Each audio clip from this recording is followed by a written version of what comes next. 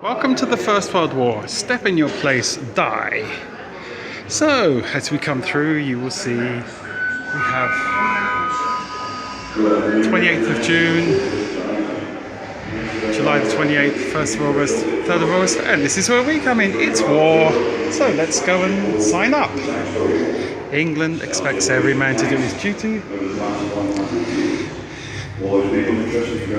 Here we come to the recruiting sergeant. Get your king shilling. Britons need you. Daddy, what did you do in the Great War? That wouldn't have been around. Women in the war. And this is where we're off to, jolly old France, so we can all die round here. No. Right, Mr. Coles. I see from this paperwork here that you're 22 years old and work in a corn mill with your father. You say you've got good experience with motor cars and mechanical things. Well, they're exactly the type of skills we're looking for.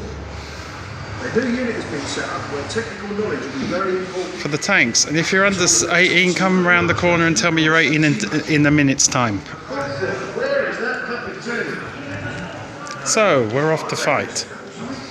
Let's take the train. This is my luggage. And this is my gun. An SML. I can't really imagine it. All the stories, all you've been told by others. This is my gun. No, do you? A short muzzled Leonford. That's my Brody hat from 1916. It's like 30 kilograms. Yes and no. I don't know what's coming, but I feel ready to do whatever awaits. Here we go. It's in God's hand. You're right. So now we're moving into France, and oh my goodness, nobody told me about the walking wounded. This is one poor man, Coldstream Guards. Judging by the fact that it's a head wound or he's under a gas attack, but again this is 1914, so we don't know what year we're in. This is the corporal. Let's have a look at the corporal. He's smaller than me, because men were shorter in those days. Checking in all the biscuits. This is the cafe. On les aura, we will have them. The second empreinte, the Defense Nationale, these are defense bonds, borrowing bonds. So let's go to the front.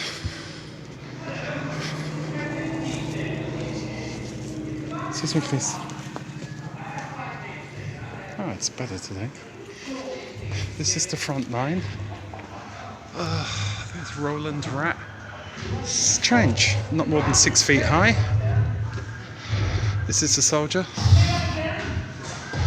with a little machine gun. And this is the ladders you'd go up. At the front is the This is the paradeau, and this is the parapet. There's the barbed wire. This is the whistles you hear to go over the top, sandbags. And this here is what they call the stand 2. This was the firing line. At dawn, all the soldiers would stand on this, wait for an hour.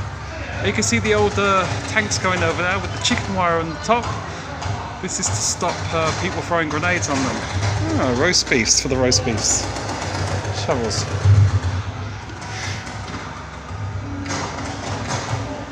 So, this of course would be knee deep in water, but this is the actual height. Oh my god. Somebody's bought it. He's dead. And of course it would be like a sort of V shape until the next. This would stop, if there was an explosion, it would only hit one part of the trench. This is a periscope to look over the top. This ladder is behind a tree. I'm going to go back in again. This is some guy suffering from shell shock going in the bend. This is where people would spend out in dugouts. So once again, this is the trench. These are the tanks coming over for the first time. Handy Hock, these are the Germans.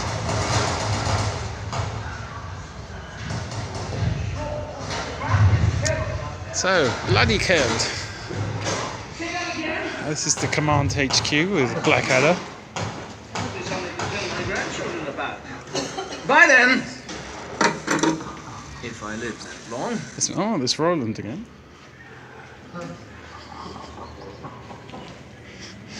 And now this is what no man's land would look like. And guess, I wonder if there are any nasty, here we go. Oh, that's all I need. No, you don't need to shoot me, you bastards. Siegheil. This German machine gun doesn't work, old chap. And those are the little 1916 German helmets with the visor caps. This is what it looks like. Pretty nifty. This is the Kampfführer.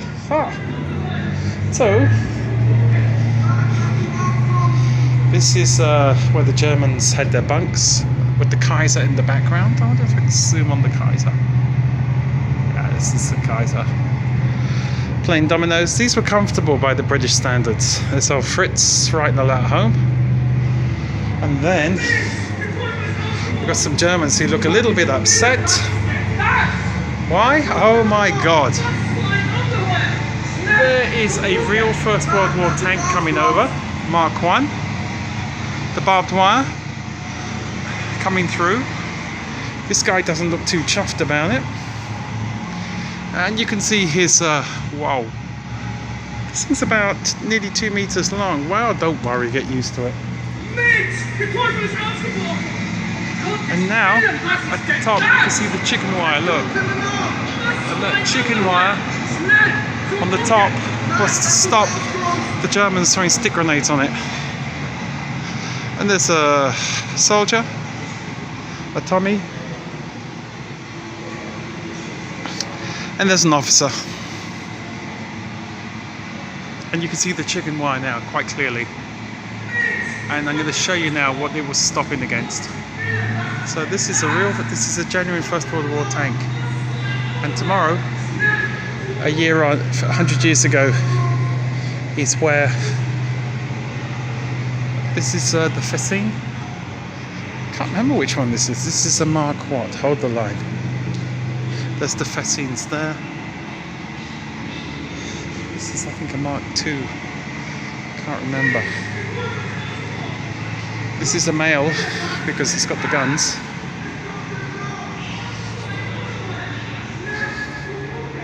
Which one's this? This is a Mark IV. 1917, 1918. This was the one I was in the last time.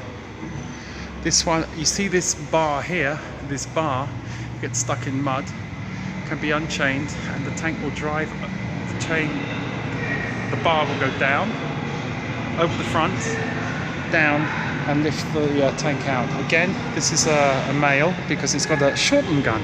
This gun's much shorter. This is a Mark V. This was the tank by 1918. This was the one that had a single gearbox. It didn't need 3 people to drive it. This is a Mark V female. The Mark V female, because the guns would go chatter, chatter, chatter, chatter, chatter.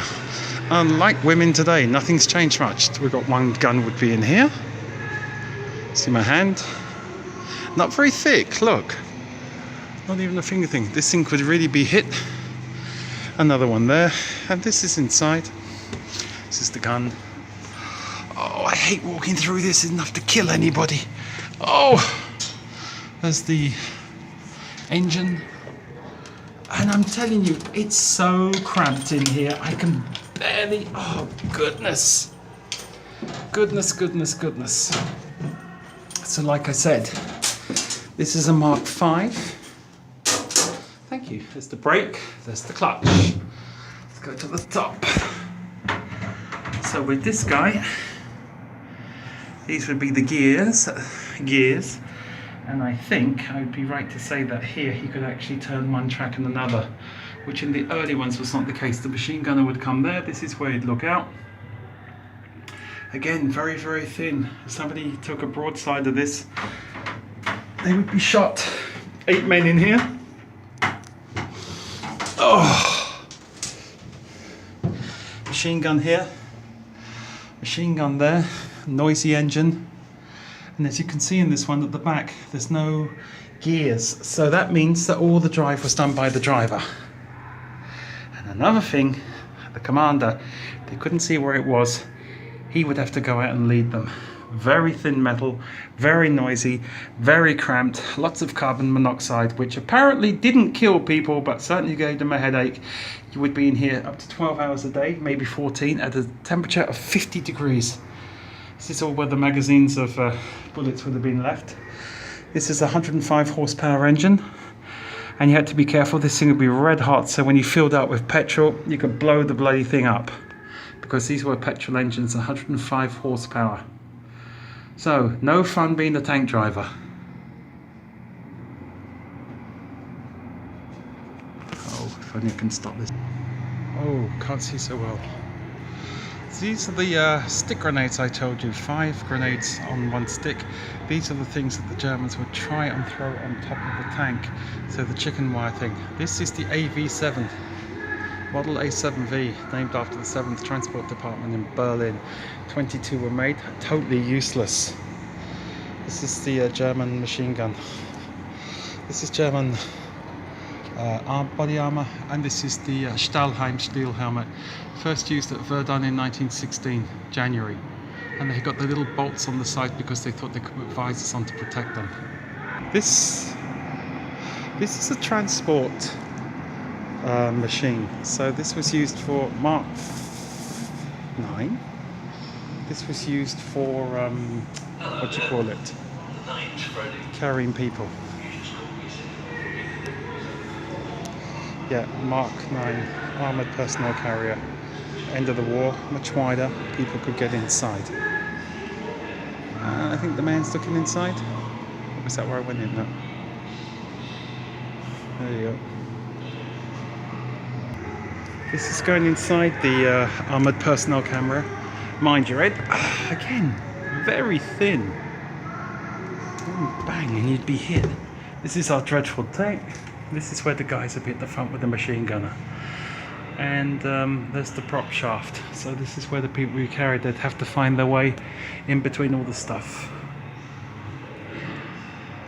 There's the bar I was talking about, this bar to get you out of trouble. And this lozenge type tank has stayed with the British all through the First World War.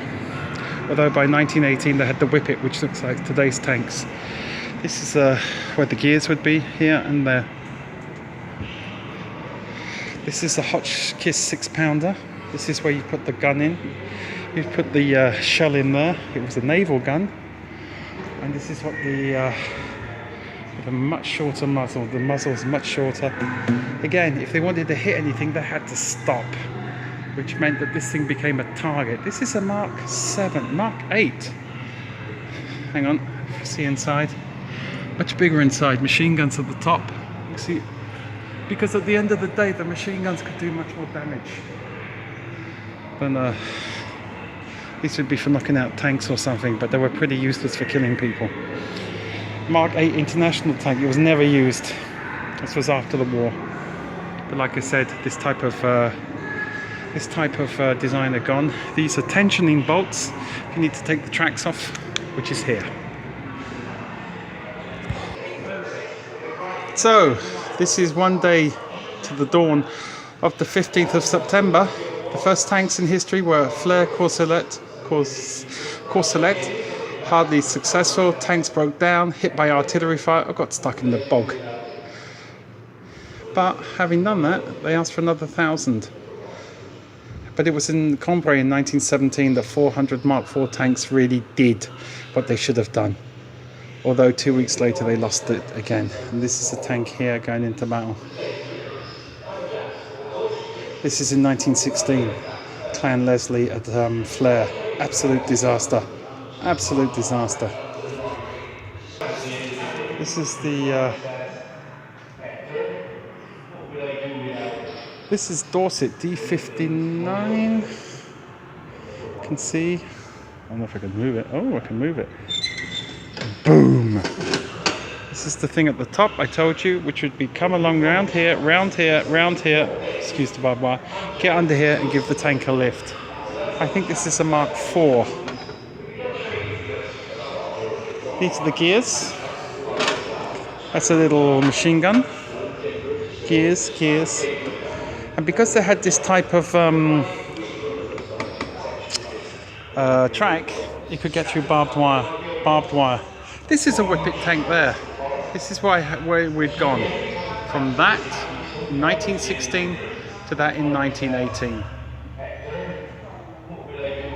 And so it's amazing we've gone to what we have today as a tank in First World War. Like I said, they started with these tractors, trench crossers, but they then eventually found that it was the Caterpillar track that could get over everything. I don't know what that is, no idea. So this is our gasoline, but most of it was cavalry. 50 gallons, that would get you about 25 miles.